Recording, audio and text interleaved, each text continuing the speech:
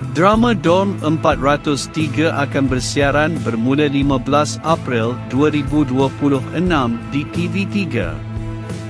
Drama dengan 13 episod ini ditayangkan pada setiap Isnin hingga Khamis jam 10 malam. Skrip oleh Shah Rizal Masyur dan diarahkan oleh Raja Mukhris.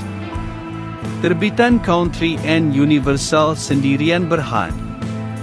Dibarisi pelakon seperti Muaz Zabir sebagai Fuza, Everts Gomez sebagai Muhammad Haris, Nick Rifaya sebagai Megat, Dainas Mokhtar sebagai Puan Asma, Noki sebagai Cikgu Hadid.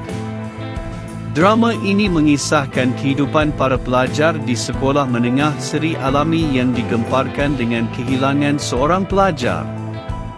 Kehilangan pelajar tersebut telah membuka kisah gelap di sekolah tersebut. Apakah kisah tersebut? Jangan lupa menonton drama Dorm 403.